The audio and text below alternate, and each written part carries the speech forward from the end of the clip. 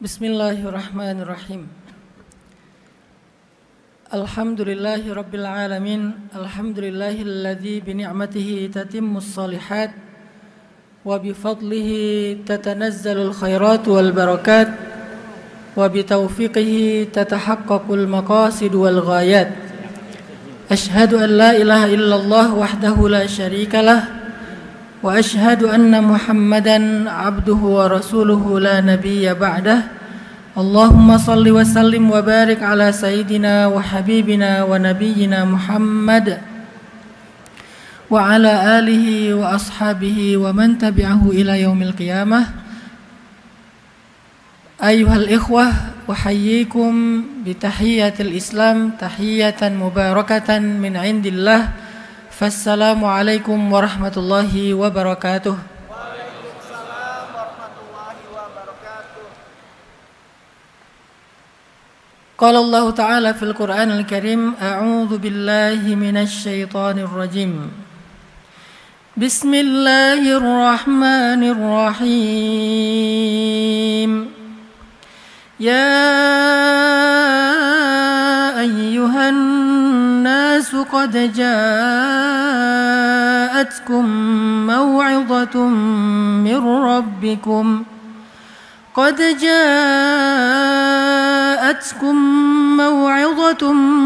ربكم وشفاء لما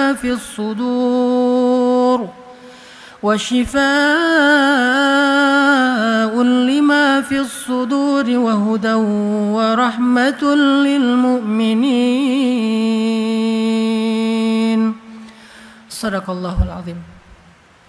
Alhamdulillah, puji syukur kepada Allah Subhanahu wa taala. Kita pada malam tadi, kemudian subuh dan pagi ini Allah kumpulkan dalam sebuah majelis yang insya Allah bukan hanya diramaikan oleh anak-anak muda Gen Z, tetapi juga majelis ini adalah majelis yang diramaikan oleh para malaikat. Saya teringat kisah seorang sahabat dari Ansor yang terkenal dengan Ahlul Quran. Namanya sahabat Usaid bin Hudayr. Usaid bin Hudayr al-Ansari ini sahabat yang kalau baca Al-Quran itu banyak kejadian-kejadian yang aneh. Beberapa kali Usaid bin Hudayr membaca Al-Quran di kebun, terus tiba-tiba di atasnya terlihat seperti mendung dan gelap, sehingga akhirnya Usaid bin Hudayr menyudahi bacaannya karena takut kehujanan. Besok baca Al-Quran lagi, gelap lagi di atasnya. Sampai beberapa kali seperti itu. Kemudian Usaid bertanya kepada Rasulullah SAW, "Ya Rasulullah, kenapa setiap sekali saya baca Quran itu kayak mendung?" Maka Nabi menjawab, "Wahai Usaid, itu bukan awan, bukan mendung, tetapi itu adalah malaikat yang berkumpul ingin mendengar bacaanmu. Seandainya engkau meneruskan bacaanmu, maka jumlah malaikat itu akan menutupi cahaya matahari." Ini salah satu sahabat yang terkenal dengan bacaan yang membuat para malaikat berkumpul. Sehingga kita berharap hari ini bacaan Al-Quran kita, khatmil Quran kita, bukan hanya disaksikan secara online, tetapi juga disaksikan di langit. Inna Qur'an al-fajri kana mashhuda. Bacaan di waktu fajri itu sebagian ulama mengartikan bacaan imam ketika sholat subuh. Tapi juga secara general, secara umum bacaan Al-Quran di waktu tahajud, di waktu subuh dan setelah subuh. Maka siapa yang membaca Al-Quran di waktu-waktu yang mulia itu, kana mashhuda, bacaannya disaksikan. Siapa yang menyaksikan bacaannya? Yang menyaksikan bacaannya adalah Allah dan para malaikat. Jadi kalau dalam bahasa kita disaksikan itu artinya di view. Makanya kalau pengen viral, jangan cuman berharap viral di bumi, capek. Viral di bumi itu capek. Kalau pengen viral jangan jungkir balik di bumi. Gak apa-apa sih viral di bumi, kayak misalnya sekarang lagi viral tuh Aldi Taher ya. Karena banyak yang tiket war-nya gak berhasil dapat Coldplay, akhirnya ya udah nonton Aldi Taher dan ternyata emang lebih bagus suaranya daripada Coldplay. Itu viral di bumi, bagus juga. Tapi ada yang lebih hebat lagi, viral di langit. Kalau di bumi itu Aldi Taher ditonton sekian ribu orang, terus suaranya sampai terdengar di Dubai katanya. Di banyak tempat di Dubai bukan lagi pakai Coldplay tapi Aldi Taher. Gimana lagunya? Enggak usah lah. Nanti malah sumbang kalau saya nyanyiin. Tapi kalau kita baca Al-Quran, kita khatmil Al-Quran, kita viralnya bukan sekedar di bumi. Malah nggak penting kalau viral di bumi. Ada bacaan yang kalau kita baca orang nggak dengar, tetapi di langit itu viewsnya sangat banyak, trending. Ini bahasa sosmed ya. Trending di langit, viewsnya banyak, viral di langit. Arti viral apa? Kana masyhuda, disaksikan, ditonton di langit. Allah yang menyaksikan, malaikat yang menyaksikan, dan disaksikan oleh mereka jauh lebih penting daripada disaksikan oleh manusia.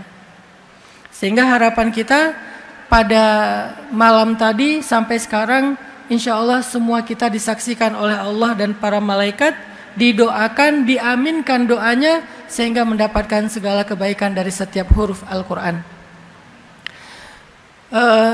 Saya mohon izin kepada para kiai, para guru, untuk berbicara, berbagi dengan anak-anak Gen Z yang ada di Masjid Akbar ini.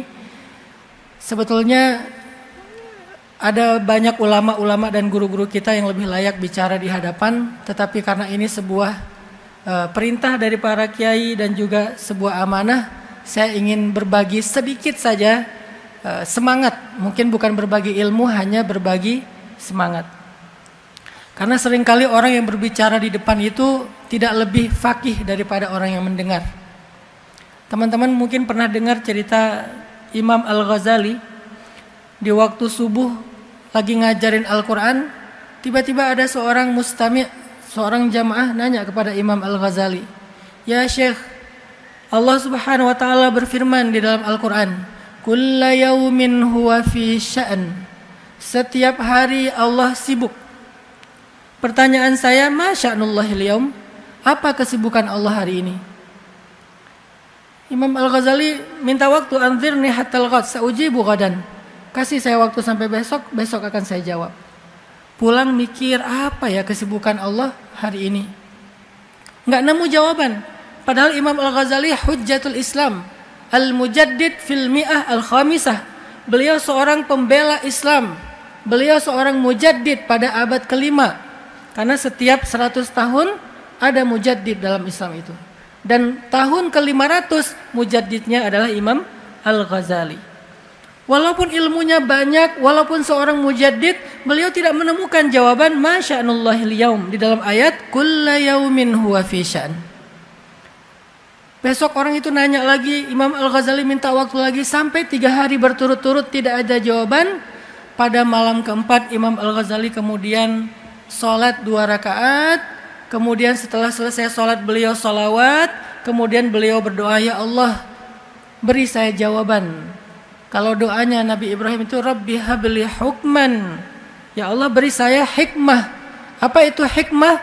Al-isabah fil qawli wal amal, tepat dalam ucapan dan tepat dalam perbuatan. Jadi tepat artinya enggak berlebihan, tidak juga kurang, tidak tasyaddud, tidak tasayyub. Akhirnya Imam Al-Ghazali tidur setelah beliau sholat, sholawat, doa, beliau tidur. Dalam tidurnya Imam Al-Ghazali bermimpi ketemu dengan Nabi. Nabi bertanya, ya Muhammad, karena nama Imam Al-Ghazali Muhammad Abu Hamid Al-Ghazali. Ya Muhammad, apa yang ditanyakan kepadamu?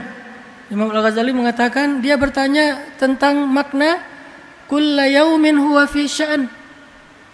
Apa makna dari Allah setiap hari sibuk? Ma sya'nullahil yaum. Apa kesibukan Allah hari ini? Kemudian Nabi mengajarkan jawabannya kepada Imam Al-Ghazali. Kalau dia tanya lagi, katakan, setiap hari Allah sibuk mengangkat derajat suatu kaum dan menjatuhkan derajat kaum yang lain, lalu Allah membagi-bagikan rezeki dan hidayah. Besok subuh Imam Al-Ghazali pede nih, udah dapat jawaban langsung dari Nabi. Beres sholat subuh, duduk seperti ini, Imam Al-Ghazali yang nyari. Aina sa'il? Mana yang kemarin nanya? Saya udah dapat jawaban nih. Ana ya Syekh, saya wahai Syekh. Coba gimana pertanyaan kamu? Allah setiap hari sibuk, apa kesibukan Allah hari ini? Kemudian Imam Al-Ghazali menjawab, setiap hari Allah sibuk mengangkat suatu derajat suatu kaum dan menjatuhkan kaum yang lain, membagi-bagikan rezeki dan hidayah. Tiba-tiba orang itu mengatakan, ya Syekh, banyak-banyaklah berselawat kepada orang yang telah mengajarkan Anda jawaban itu di dalam mimpi. Barulah Imam Al-Ghazali sadar beliau tidak lebih tahu dari yang bertanya. Bagaimana mungkin orang itu tahu isi mimpinya Imam Al-Ghazali, kecuali Allah membukakan kepadanya ilmu ladunni wa 'allamnahu min ladunna ilma. Kami ajarkan kepadanya dari sisi kami suatu ilmu atau ar-rusydu. Maka teman-teman yang dirahmati Allah Subhanahu wa taala, kalau kita merenungkan kisah-kisah yang berkaitan dengan Al-Quran itu luar biasa. Karena Al-Quran itu adalah sumber segala inspirasi. Kalau kita baca di dalam pembukaan surat Al-Baqarah yang terkenal, itu ada kalimat Dzalikal kitab la raiba fih. Dulu saya di Al-Azhar di Mesir itu ngambil jurusan tafsir Al-Quran. Jadi salah satu cara kita memahami ayat itu adalah dengan mengaitkan ayat satu dengan ayat yang lain. Dan yang paling gampang adalah mengaitkan ayat sesuatu dengan yang sebelumnya dan sesudahnya. Itu cara kita mentadabburi Al-Quran. Munasabah atau hubungan antara satu surat dengan surat yang di sebelahnya, baik sebelum atau sesudahnya. Hubungan satu ayat dengan ayat sesudahnya atau sebelumnya. Coba kita perhatikan metode ini dalam memahami Al-Quran. Kenapa ada kata-kata Dzalikal kitab? Dulu ketika istri saya ngambil S2 tafsir juga di Al-Azhar, mereka baca satu kitab namanya kitab Mughnil Labib. Itu kitab tentang bedah kata-kata dan huruf-huruf Al-Quran. Dan memang agak rumit kitab ini. Saya pernah membaca kitab tersebut dan memahami kenapa ada kata dzalik. Kenapa ada kata ismul isyarah itu. Karena sebelumnya kita minta. Di surat sebelumnya, apa surat sebelum Al-Baqarah? Al-Fatihah. Di surat Al-Fatihah kita meminta untuk diberikan petunjuk. Ihdinas siratal mustaqim. Ya Allah, tunjukkan kami jalan yang lurus. Terus Allah jawab di surat setelahnya, dzalik. Itu kata Allah. Jadi kita baca Al-Quran, baca Al-Fatihah di dalam salat, ihdinas siratal mustaqim. Allah jawab, dzalikal kitabu la raiba fihi hudan lil muttaqin. Itu petunjuk bagi orang yang bertakwa. Jadi langsung kejawab tuh, enggak jauh dari situ. Pertanyaannya kenapa itu, kenapa nggak ini gitu kan? Nanti Gus Bahaim bisa jawab itu. Kenapa itu, kenapa nggak ini? Di dalam kitab Mughnil Labib dijelaskan kenapa ismul isyarahnya itu pakai yang jauh, kenapa nggak yang dekat? Karena sama-sama isyarah itu dan ini. Ternyata jawabannya ada di halaman berikutnya. Wa in kuntum fi raibim mimma nazzalna ala abdina fa'tu bi suratin min mithlih. Wad'u syuhada'akum min dunillahi in kuntum shadiqin fa in lam taf'alu wa lan taf'alu. Artinya apa? Allah menggunakan kata itu yang artinya jauh, maksudnya adalah Al-Quran yang sempurna ini jauh dari jangkauan manusia. Sehingga tidak bisa diada-adakan, nggak bisa dibuat-buat, nggak bisa direkayasa oleh manusia. Dia jauh dari jangkauan manusia.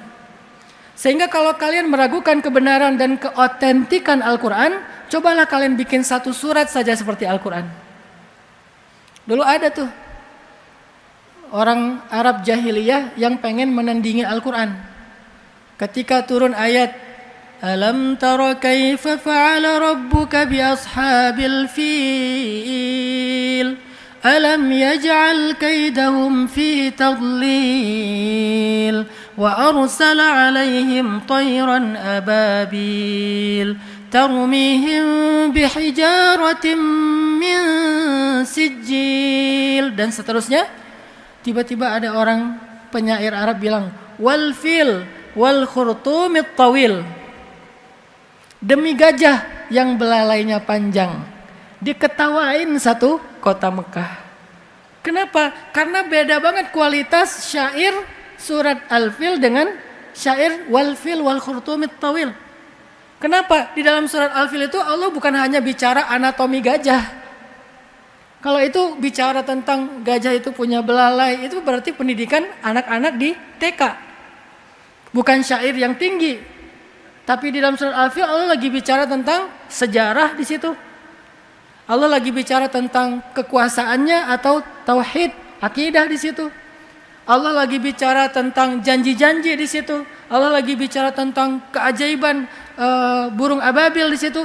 Lengkap, walaupun dengan syair ujungnya sama, tetapi nggak dipaksain, tetap memiliki kandungan makna dan sejarah yang luar biasa. Tapi begitu ditandingi wal fil wal khurtumit tawil, hilang sejarahnya, hilang pesan kebesaran Allahnya, hilang keajaibannya, cuman tinggal susunan-susunan bunyi syair saja.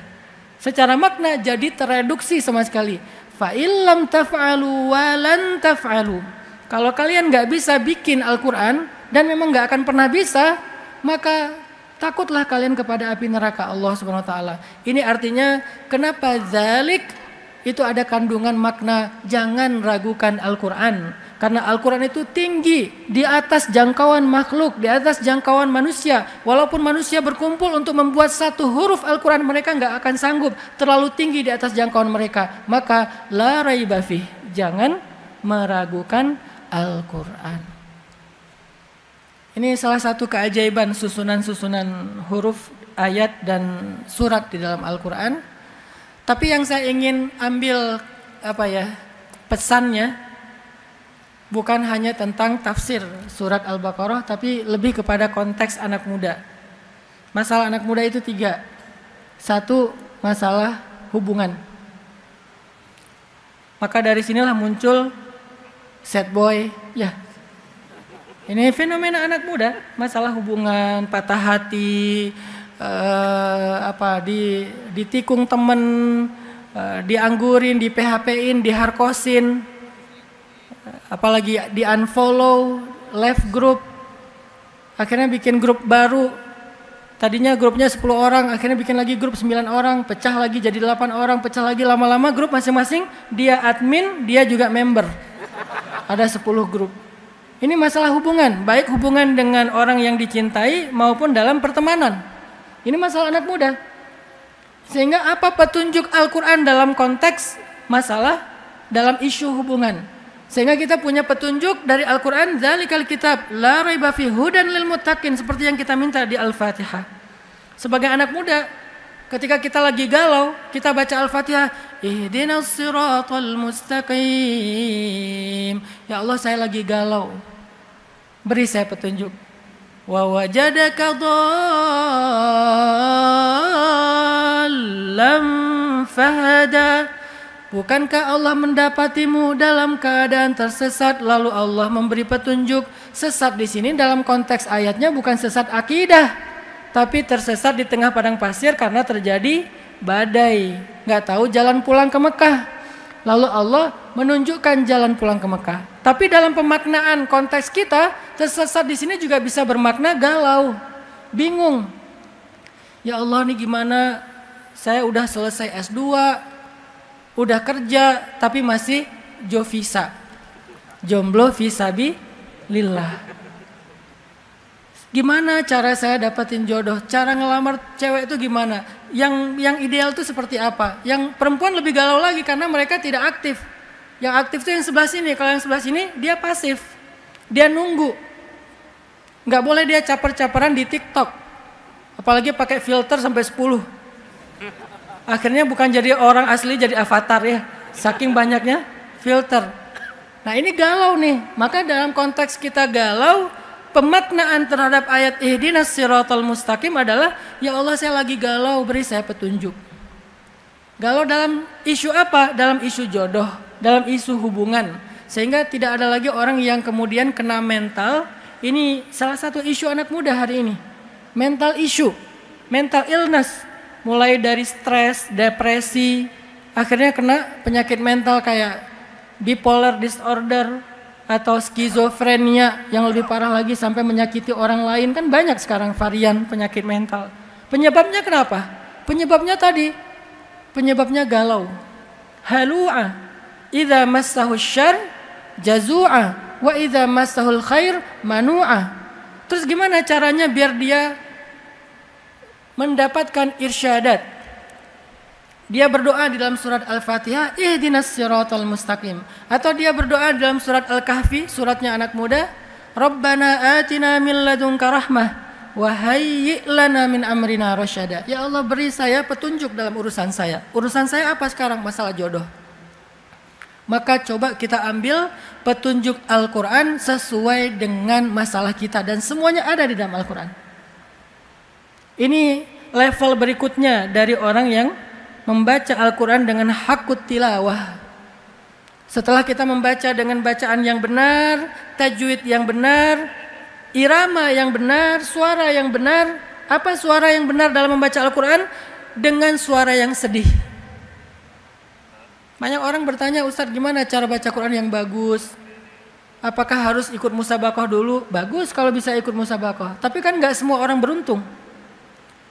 Alhamdulillah saya beruntung ketika kecil bertemu dengan guru mujawwad atau tajwid. Akhirnya saya ikut musabakoh kecamatan, kabupaten, provinsi, nasional. Karena mungkin takdirnya seperti itu. Tapi banyak orang yang gak seberuntung itu dapat ikut musabakoh. Apakah dia bisa baca Al-Quran yang indah? Bisa. Tapi vokalnya flat. Dia nggak ada bakat-bakat dangdutnya. Bisa nggak baca Quran? Karena biasanya ini agak-agak India dangdut gitu kan. Sementara dia anaknya indie banget. Anak senja banget lah. Gimana cara anak senja baca Quran tapi indah? Nggak usah pakai irama yang aneh-aneh. Bacalah dengan huzan, dengan sedih, maka indahlah bacaan kita. Karena kata Nabi, Al-Quran itu turun dalam keadaan sedih, maka sebaik-baik bacaan itu yang membacanya dengan sedih. Setelah kita sempurnakan hakut tilawah, membaca Al-Quran dengan bacaan yang benar, maka berikutnya levelnya adalah bagaimana mentadabburi Al-Quran, memahami pesan-pesan Al-Quran. Memahami pesannya teman-teman, bukan hanya memahami teksnya. Itu yang disebut dengan al-fiqh. Karena kata para ulama, mal farqu bainal fahmi wal fiqh? Apa bedanya faham dengan fikih? Dua-duanya ilmu. Ada ilmu faham, bahasa Indonesianya faham, bahasa Arabnya fahmun. Ada ilmu fikih. Mal farqu bainahuma, bainal fahmi wal fiqh? Kata ulama, al-fahmu ma'rifatu ma'nal lafzi, wal fiqhu ma'rifatu muradil mutakallim. Faham itu artinya memahami teks, makna dari ucapan. Sedangkan al-fiqhu memahami maksud dari yang berucap. Kayak misalnya saya bilang, pagi ini udaranya sejuk ya misalnya. Itu secara al-fahmu, Ustadz lagi ngomong udaranya sejuk, udah segitu aja. Tapi secara al-fiqhu, apa maksudnya Ustadz ini bilang sejuk? Oh mungkin minta rompi. Ternyata ada rompi, Genzi alhamdulillah jadi hangat. Itu namanya al-fiqhu. Ketika Nabi membaca surat Al-Maidah di Haji Wada,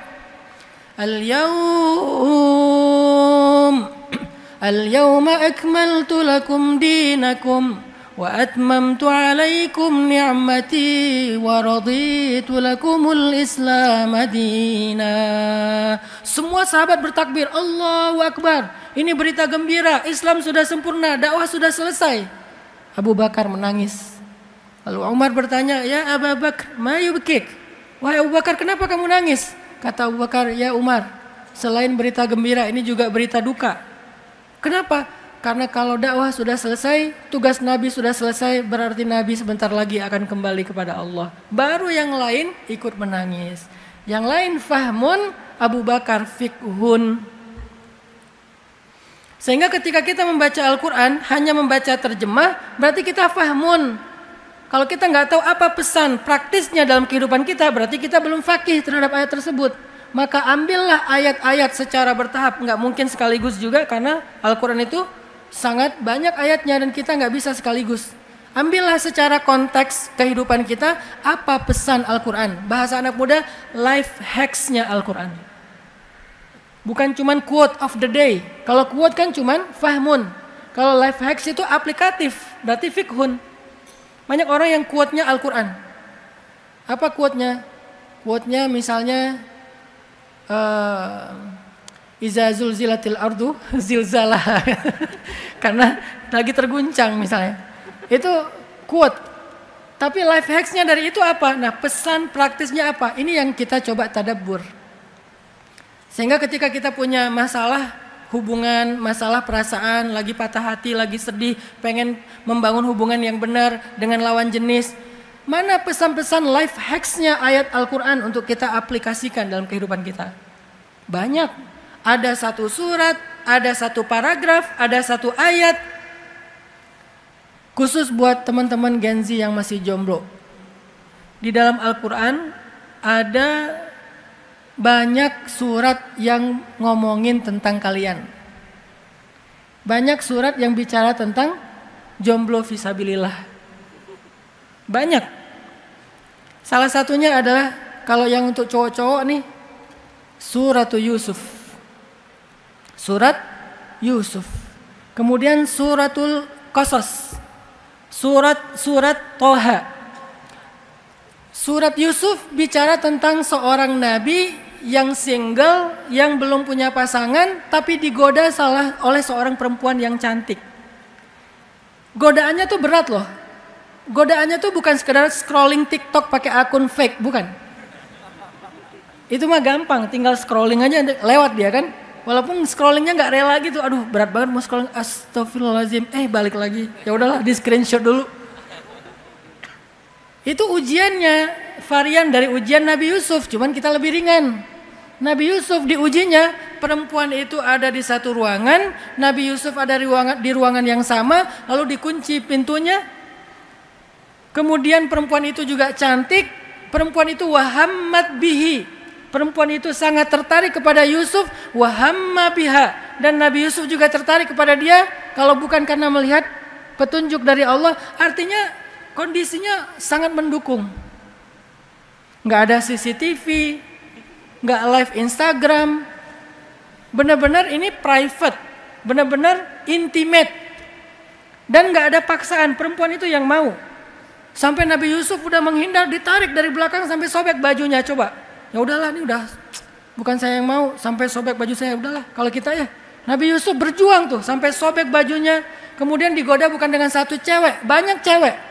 Dikumpulin cewek-cewek lagi nongkrong nih, tiba-tiba dipanggil Yusuf. Yusuf, keluar Nabi Yusuf. Begitu keluar, mereka lagi ngiris buah, tapi yang diiris tangannya berdarah dan mengatakan, ini bukan manusia, ini malaikat.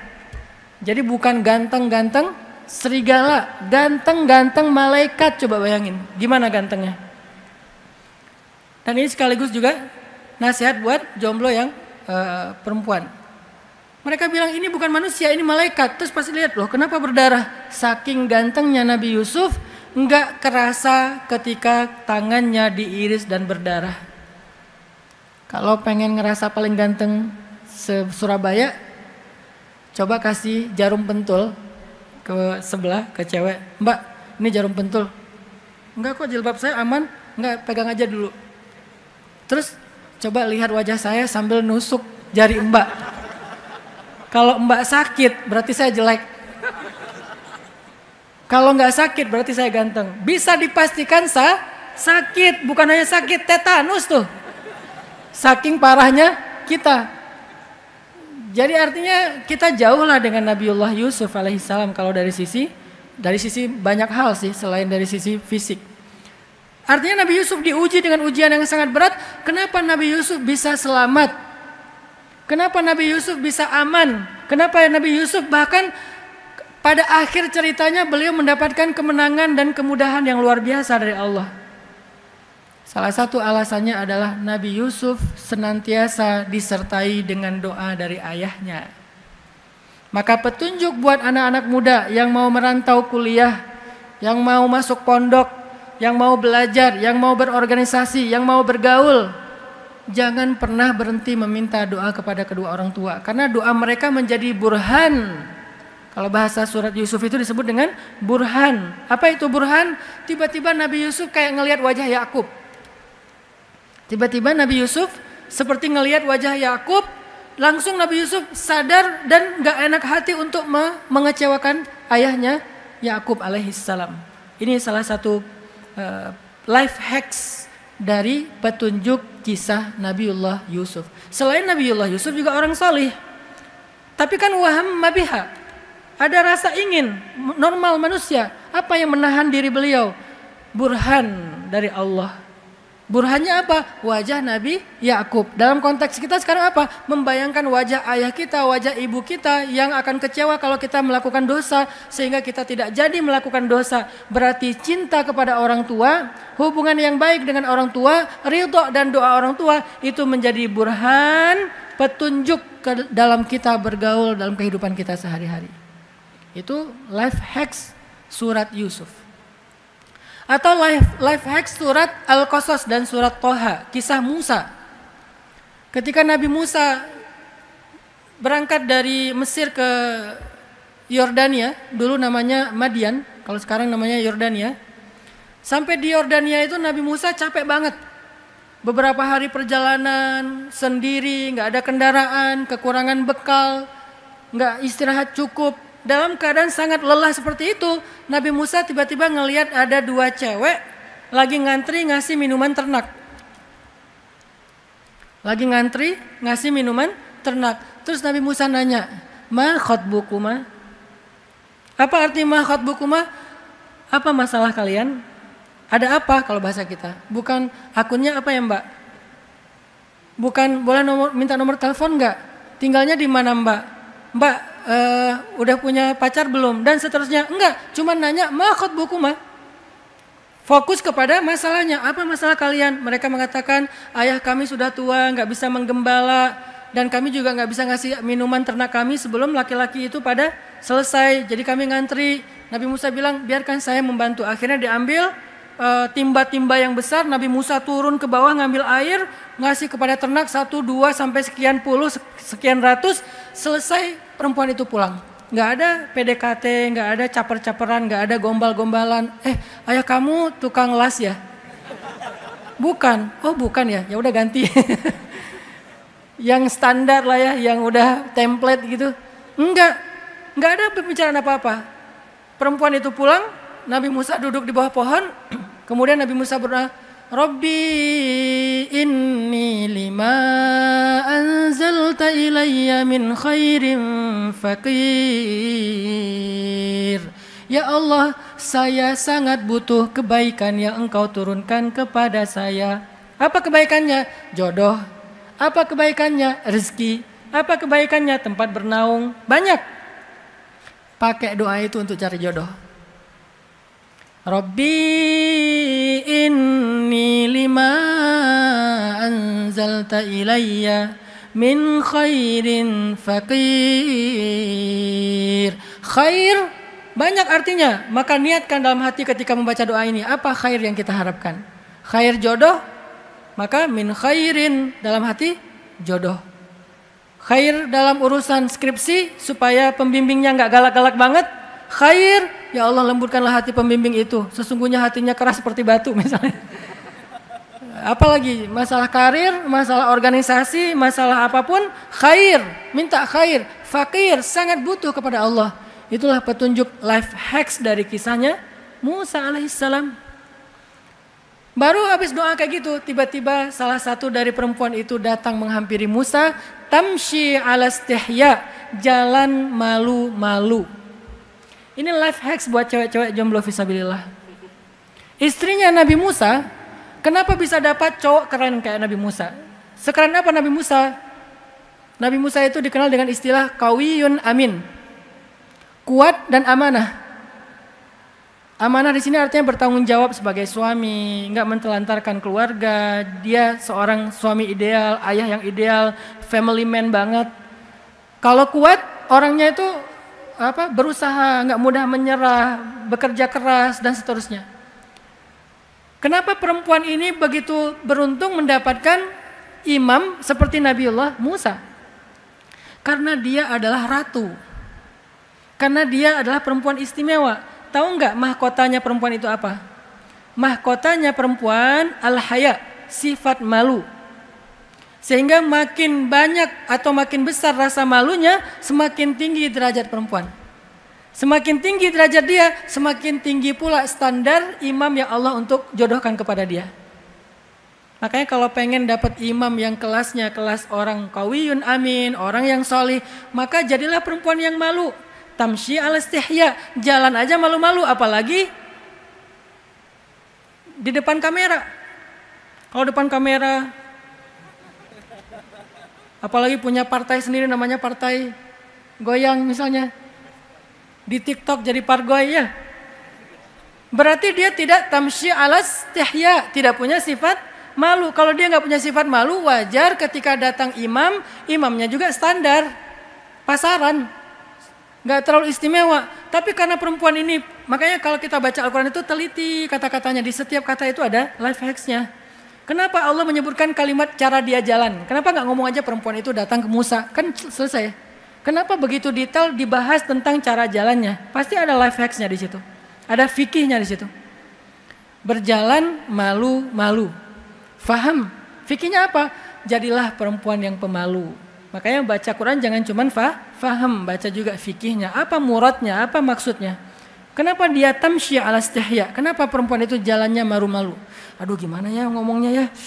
Aduh nggak enak nih, orang asing lagi, mundur lagi, maju lagi, aduh gimana ya? Setelah lama akhirnya datang, fulan, ayah saya ngundang kamu ke rumah mau ngomong makasih. Nabi Musa juga orang yang menjaga kehormatan, menghargai perempuan itu. Oh iya. Akhirnya jalanlah mereka, Nabi Musa jalan di depan, perempuan itu jalan di belakang. Ini tutorial jalan yang bukan muhrim. Laki-laki di depan, perempuan di belakang. Karena kalau perempuan di depan, laki-laki di belakang akan membahayakan pandangan laki-laki. Apalagi pas naik eskalator di mall. Sampai segitu life hacks Al-Quran. Jadi kalau ada cewek naik eskalator, kalian jangan nempel di dua anak tangga. Tutorialnya tuh jangan hanya tutorial pandemi, beri jarak 4 anak tangga misalnya ya. Kan tutorial pandemi ya, bagus kan? Ini ada yang juga tutorial Al-Quran, kalau bisa agak jauh supaya kita tidak langsung melihat tubuh perempuan yang ada di depan kita. Walaupun dia berhijab, tapi kan pandangan laki-laki itu tembus pandang. Mau kalian pakai sarung goni apa segala macam tembus. Gak perlu dia pakai kacamata yang 3D atau apa, itu udah tembus tuh. Basirah banget kalau dalam bab itu. Kasyaf langsung. Makanya dijaga jaraknya. Laki-laki di depan, perempuan di belakang. Tapi kan gak tahu rumah Ustadz, memang udah di Sherlock. Kan Nabi Musa gak tahu rumahnya perempuan itu di mana. Gimana caranya? Kan gak ada Sherlock dulu. Tinggal dikasih tahu setelah 100 meter belok kanan. Di perempatan ngambil yang kiri. Kan gitu ya, tinggal dikasih tahu dari belakang. Mas belok kiri, belok. Mas belok kanan, belok. Mereka menjaga sama persis seperti keadaan ketika Sayyidah Aisyah pulang bersama dengan Sofwan bin Mu'attal dalam sebuah perjalanan gara-gara Sayyidah Aisyah ketinggalan rombongan. Enggak ada satu kata pun yang mereka bicarakan. Sayyidah Aisyah duduk di atas onta, Sofwan berjalan di bawahnya sambil menarik onta, tapi Sofwan enggak noleh ke belakang sedikit pun. Enggak nanya, "Mbak mau mampir di warung Padang dulu, lapar kan?" Gak apa-apa saya yang traktirin. Enggak sama sekali. Diam sepanjang jalan. Itu aja masih kena fitnah sama orang munafik. Padahal udah diam loh, sangat menjaga muru'ah. Udah menjaga kehormatan. Tapi ternyata bisa juga. Artinya inilah sifat perempuan yang layak untuk seorang Nabi Musa alaihissalam. Dia jalan malu-malu, dia ngomong malu-malu. Akhirnya Nabi Musa datang ke rumahnya. Pas datang ke rumahnya, nih ada adegan lagi nih. Setelah ayahnya bicara dengan Musa, ayahnya ke belakang ngomong sama putrinya ngomong gini, ya abati, istajir. Wahai ayah, pekerjakan dia. Inna khaira man istajarta al-qawiyul amin. Orang yang paling baik untuk engkau pekerjakan adalah orang yang qawiyun amin.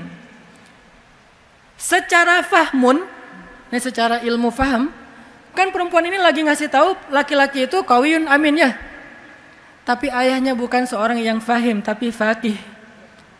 Ayahnya ngerti, oh anaknya tertarik dengan laki-laki tersebut. Itu bahasa elegannya. Kalau bahasa standar kita, ayah nikahin dia sama aku dong.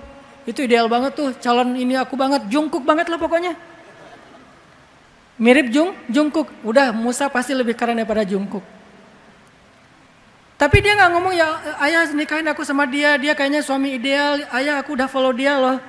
Tapi mintain dia untuk fallback dong. Gak ngomong sevulgar itu. Kenapa? Mereka orang yang elegan. Ngomongnya itu dengan bahasa kode. Yang hanya bisa difahami dengan fikhun, tidak dengan fahmun. Apa fahmunnya? Kata anaknya, dia laki-laki yang kuat dan amanah. Pekerjakan dia untuk menggantikan ayah mengurus ternak. Itu fahmun. Tapi fikhunnya, ternyata anak saya untuk pertama kalinya memperhatikan laki-laki dan ini laki-laki yang layak untuk dia. Kayaknya dia berkenan. Langsung ayahnya maju lagi ke depan, ngomong, wahai Musa, maukah engkau menikahi salah satu dari putriku? Lihat adegan dialog Al-Quran yang sangat elegan. Gak ada dialog vulgar yang sederhana, gak ada. Semuanya elegan. Dalam elegan itulah kita membaca sejarah. Bacalah sejarah dengan karakter sejarah. Jangan hanya dengan karakter kekinian. Akhirnya kita salah paham terhadap sejarah. Bacalah sejarah dengan karakter sejarah. Dengan tabiat sejarah. Dengan kultur sejarah. Ternyata sejarah Nabi Musa dan istrinya adalah sejarah tentang elegannya seorang perempuan. Maka bagi para jomblo, laki-laki ada Nabiullah Yusuf alaihissalam, Musa alaihissalam. Bagi perempuan, istrinya Musa alaihissalam. Dan juga seorang perempuan yang sangat hebat yang bernama Sayyidah Maryam di dalam surat Maryam. Wadhkur fil kitabi Maryam idin tabadat min ahliha makanan syarqiyya fattakhadhat min dunihim hijaba فأرسلنا إليها روحنا فتمثل لها بشرا سويا قالت. Apa katanya Maryam ketika ketemu cowok keren? Dan cowok ini malaikat Jibril menjelma sebagai basyaron sawiya. Allah aja bilang gitu. Apa arti basyaron sawiya? Laki-laki yang sangat ideal. Hidungnya ideal, matanya ideal, tubuhnya ideal. Ideal banget lah pokoknya. Ideal itu artinya sempurna. Yang bilang laki-laki itu sempurna siapa? Allah. Bukan fans, bukan followers. Allah langsung. Dan Allah itu standarnya tinggi. Sehingga ketika Allah bilang ideal itu benar-benar sempurna cowoknya. Fatamassala laha basyaran sawiya. Maka datanglah malaikat menjelma sebagai laki-laki yang keren. Terjemahan anak muda. Terus apa kata Sayyidah Maryam? Bukan wow, bukan. Kata-kata Sayyidah Maryam apa? Qalat inni a'udzu birrahmani minka in kunta taqiyya. Bahasa sederhananya, Sayyidah Maryam malah bilang a'udzubillah. Bukan bilang alhamdulillah, masya Allah, subhanallah. Ngomongnya apa? A'udzubillah. Dengan bahasa yang lebih lembut. A'udzubirrahman minka in kunta taqiyya. Aku berlindung kepada Allah yang Maha Pengasih dari engkau jika engkau takut kepada Allah. Ini solehahnya Sayyidah Maryam. Sayyidah Maryam itu hampir gak kenal cowok. Kecuali ayahnya Imran, pamannya Zakaria, ponakannya sepupunya Yahya dan anaknya Aisyah. Di list kontaknya itu nggak banyak cowok. Itu saking terjaganya ifahnya Sayyidah Maryam. Sehingga ketika datang cowok, Sayyidah Maryam itu bukan kayak anak pondok yang baru keluar terus kayak panik gitu ya. Ternyata di luar sana banyak cowok-cowok keren. Enggak, beliau orang yang ifahnya terjaga. A'udzubirrahman. Kemudian laki-laki itu mengatakan, aku adalah utusan Tuhanmu yang akan memberikan kabar gembira, kamu akan punya anak. Apa jawaban Sayyidah Maryam? Bagaimana aku akan punya anak? Walam yamsasni basyarun walam aku baghiya. Aku belum pernah yamsasni basyar. Yamsas itu apa? Disentuh. Disentuh aja nggak pernah. Apalagi dirangkul, apalagi digandeng, apalagi dibonceng. Disentuh aja nggak pernah. Disentuh aja nggak pernah. Saking terjaganya Sayyidah Maryam. Walam yamsasni basyar walam aku baghiya, dan aku nggak pernah pacaran. Emang gitu Ustaz terjemahannya? Terjemahannya aku tidak pernah melakukan hal-hal yang tercela. Tapi kan yang praktisnya, fikihnya, aku nggak pernah pacaran, aku nggak pernah chat tengah malam, aku nggak pernah ngabisin pulsa dengan telepon, fit call sampai jam 1 malam, aku nggak pernah dibangunin, kamu udah tahajud belum? Nggak pernah. Yang bangunin tahajud langsung malaikat, bukan cowok yang tiba-tiba sok perhatian pas ceweknya udah bangun terus dia malah tidur. Walam aku baghiyah, tidak ada pacaran Islami. Pacaran Islami tidak ada. Saking terjaganya Sayyidah Maryam. Bagaimana aku akan punya anak, aku akan hamil, walam yamsasni basyar, walam aku baghiyah. Aku disentuh aja enggak, apalagi lebih dari itu. Aku enggak pernah berlaku yang rendah. Qala kadzaliki qala rabbuki huwa alayya hayyin. Itu mah mudah bagi Allah, kata malaikat. Akhirnya Sayyidah Maryam hamil nggak punya suami. Hamil tanpa ada laki-laki. Allah meniupkan ruh ke dalam rahimnya. Singkat cerita, lahirlah Sayyidina Isa alaihissalam. Mulailah Sayyidah Maryam mikir, nih gimana cara bawa pulang Isa ke rumahnya. Nanti viral. Orang-orang Bani Israel itu tukang bully. Salah satu spesialisasi orang Bani Israel itu suka ngebully. Para nabi dibully, para solehin dibully, bahkan dibunuh. Salah satunya Habib An-Najjar di dalam surat Yasin. Ketika dia membela nabi yang sedang dibully, malah dia yang dibunuh. Sehingga kemudian dia mendapatkan kemuliaan di sisi Allah. Sayyidah Maryam mikir, nih gimana kalau saya viral, kalau saya trending, kalau saya dibully, kalau saya diusir dan seterusnya. Sebelum Sayyidah Maryam pulang, Allah memberikan briefing kepada Sayyidah Maryam. Kalau kamu ketemu dengan orang, katakan aku lagi puasa ngomong, aku tidak akan komen hari ini. Di sini ada life hacks. Kalau kita di head speech di sosial media, jangan pernah nge-replay. Ini life hacksnya Sayyidah Maryam. Kalau kita di head speech di sosial media, jangan pernah nge-replay. Jangan pernah ngebales, jangan pernah berdebat di sosmed, apalagi saling menghina. Jangan, kenapa? Karena teladan dari Sayyidah Maryam ketika dibully adalah diam. Kalau kita diam nanti makin rame. Gak apa-apa, biar Allah yang akan membela. Karena kita membela diri susah. Biar Allah yang membela. Jangan di-replay komen-komennya. Dia bilang sesat, bilang apa segala macam, diamin aja. Memang saya pernah mereplay komen orang yang gak suka sama saya di sosmed? Gak pernah. Kok baiat, baru syahadat, selama ini gak Islam? Gak saya komen, gak saya replay, biarin aja. Karena dia gak ngerti. Ya udah saya diamin aja. Nanti gimana? Biar Allah yang menjelaskan. Saya tugasnya hanya tabayun sekali dengan santun, selesai. Jangan berdebat. Karena itu yang dilakukan Sayyidah Maryam, itu yang dilakukan Sayyidah Aisyah ketika difitnah hadisul ifki. Apakah Sayyidah Aisyah membalas? Enggak. Kata Sayyidah Aisyah, ashku bathi wa huzni ilallah wallahul musta'an ala ma yasifun. Atau ala ma tasifun. Aku curhat sama Allah aja deh, biar Allah yang akan melindungi aku dari fitnah kalian. Akhirnya kata Allah, jangan ngomong wahai Maryam, diam aja. Falan ukallimal yauma insiya. Hari ini aku enggak akan bicara apa-apa. Ketika Sayyidah Maryam datang ke Baitul Maqdis, fa'atat bihi qaumaha tahmiluh, maka datanglah Maryam kepada kaumnya sambil menggendong bayinya. Qalu, mulailah komen itu, mulailah bulian itu.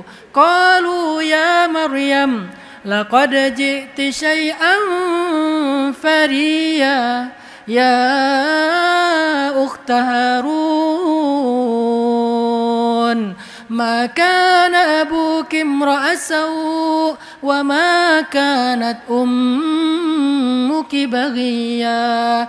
Itu hanyalah simbol dari buliannya orang Bani Israel yang Allah sebutkan di dalam Al-Quran. Sebetulnya buliannya panjang, tapi kan Al-Quran bukan ayat-ayat yang menjelaskan tentang bulian secara detail, hanya diambil simboliknya aja. Contoh, intinya mereka ngebully Maryam. Maryam, kamu pembawa celaka, kamu membawa keburukan bagi negeri kami. Ini negeri yang suci, kamu tuh ternoda, bla bla bla bla bla. Habis dihina Sayyidah Maryam. Ada akun real, ada akun fake, semuanya ngehina Sayyidah Maryam. Pas dilihat followernya cuma 0, posting 0, tapi ngomongnya vokal. Mulai sekarang kami unfollow kamu. Ya silakan. Nah, ini Maryam dihina habis-habisan. Apa jawaban Maryam? Fa'asyarat ilaih. Sayyidah Maryam cuma ngasih isyarat kepada bayinya. Asyarat, isyarat. Nggak ngomong, cuma ngasih isyarat. Maksudnya apa? Tanya aja sama bayi saya. Makin marah mereka, makin menjadi-jadi mereka. Qalu kaifa nukallimu man kana fil mahdi sabiyya. Maryam, ternyata kamu udah gila ya. Masa kami disuruh ngomong sama bayi yang masih digendong ibunya? Emang dia bisa ngomong? Tiba-tiba Allah membela Sayyidah Maryam. Allah yang mengklarifikasi. Tiba-tiba bayi itu bisa bicara. Qal, bayi itu bicara. Inni abdullah ataniyal kitaba wa ja'alani nabiyya wa ja'alani mubarakan aynama kuntu wa awsani bis salati waz zakati ma dumtu hayya wa barran biwalidati wa lam yaj'alni jabbaran shaqiyya wassalamu alayya yawma wulidtu wa yawma amut wa yawma ub'atsu hayya. Bayi bisa ngomong sepanjang itu, coba bayangin. Panjang kan kayak khutbah Jumat? Fasih banget lagi bahasanya. Bukan mama, mimi, enggak. Panjang. Inni Abdullah ataniyal kitab wa ja'alani nabiyya wa ja'alani mubarakan aina ma kuntu wa awsani bis shalah waz zakah ma dumtu hayya. Masih banyak kalimatnya. Tiba-tiba semuanya kaget. Dan ada kalimat yang sangat detail di situ. Wa barram biwalidati. Harusnya apa? Wa barram biwalidayya. Aku disuruh berbakti kepada ibuku, enggak disuruh berbakti kepada kedua orang tuaku. Artinya apa? Aku emang enggak punya ayah. Aku diciptakan tanpa ayah, cuman punya ibu. Sehingga kalimatnya wa barram biwalidati. Kok bisa bayi tahu hal-hal yang kayak gini? Mukjizat dari Allah. Keajaiban dari Allah. Kok bisa datang keajaiban? Karena dia diam ketika dia dihina. Wa idza marru bil lagwi marru kirama. Kalau dia dihina dia mengatakan salaman. Dia enggak mau berdebat di sosial media sehingga Allah membela dia dengan cara yang lebih indah. Maka ambillah pesan-pesan life hacks dengan konteks anak muda di dalam banyak ayat-ayat Al-Qur'an. Al-Qur'an banyak sekali petunjuk untuk para pemuda, tetapi karena waktu kita terbatas, kita cicil aja insya Allah. Mudah-mudahan di lain waktu kita ada kesempatan ngobrol, sharing seperti ini lagi. Kita bedah-bedah lagi nanti ayat-ayat pemuda, ayat-ayat tentang isu yang lain. Kalau tadi isunya tentang hubungan, masih ada isu tentang entertain. Anak muda itu 3 isunya. Hubungan, entertain, karir. Karir itu sekolah, ujian, skripsi, sidang, kerja, di lamaran kerja dan seterusnya. Jadi hubungan, apalagi entertain, hiburan, hobi dan seterusnya, dan karir. Tadi kita udah membahas sedikit tentang ayat-ayat masalah hubungan, masalah akhlak. Semoga ini bisa menjadi petunjuk dalam hidup kita. Barakallahu fikum. Wassalamualaikum warahmatullahi wabarakatuh.